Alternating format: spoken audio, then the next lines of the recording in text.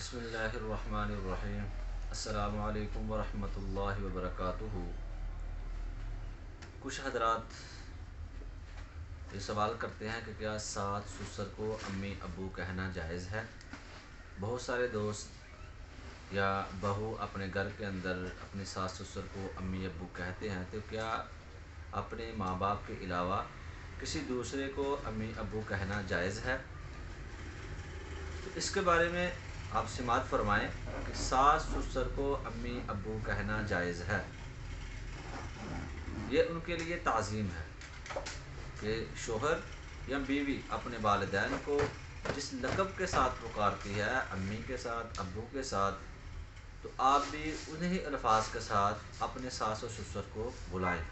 اس میں ان کی تعظیم بھی ہے اور وہ اس کو اپنائیت بھی محسوس کریں گے، اس میں محبت بھی ہے، وہ خوش بھی ہوں گے۔ کیوں؟ اس لیے کہ جو شوہر ہے، داماد اور بیٹی بہو، یہ دونوں بیٹی کے بیٹوں کے حکم میں ہیں۔ داماد اپنے ساس سسر کے لیے بیٹے کے حکم میں ہے اور بہو اپنے ساس سسر کے لیے بیٹی کے حکم میں ہے۔ کیونکہ جب نبی اکرم صلی اللہ علیہ وسلم نے کافروں سے مباہلہ فرمایا، قرآن پاک میں تذکر آتا ہے کہ ندعو ابناءنا و ابناءکم، کہ ہم بھی اپنے بیٹوں کو بلاتے ہیں، تم بھی اپنے بیٹوں کو بلاؤ، ہم بھی اپنی اولاد کو بلاتے ہیں، تم بھی اپنی اولاد کو بلاؤ۔ جب یہ ماجرا ہوا، مباہلہ کے لیے نکلے، نبی اکرم صلی اللہ علیہ وسلم حضرت علی رضی اللہ تعالیٰ عنہ کو لے کے گئے تھے۔ تو مفسرین کرام نے لکھا ہے کہ آپ علیہ السلام علی رضی اللہ تعالیٰ عنہ کو اس لیے لے کر گئے تھے چونکہ وہ داماد تھے اور داماد بیٹے کے حکم میں ہوتا ہے۔ اس لیے اپنے ساس اور سسر کو امی ابو کے لقب سے وہ کہنا جائز ہے، بلکہ کہنا چاہیے۔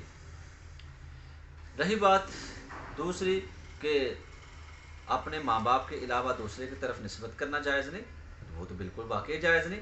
کیوں؟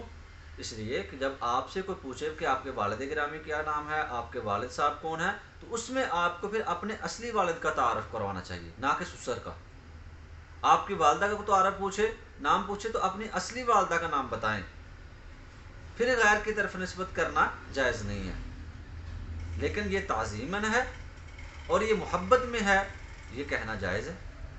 جیسے ہم نے بہت سارے لوگ دیکھے ہیں جو اپنے ابا کو کچھ اور کہتے ہیں اور محبت میں اپنے رواج کی وجہ سے اپنے تائے کو ابو کہتے ہیں، بعض لوگ چچا کو ابو کہتے ہیں لیکن اپنے ابا کو کچھ اور کہتے ہیں۔ تو اس لیے محبت کے اندر، شریعت کے اندر جائز ہے، جو کچھ مرضی ابا کہہ لیں یا اماں کہہ لیں، امی ابو کہہ کر پکارنا جائز ہے۔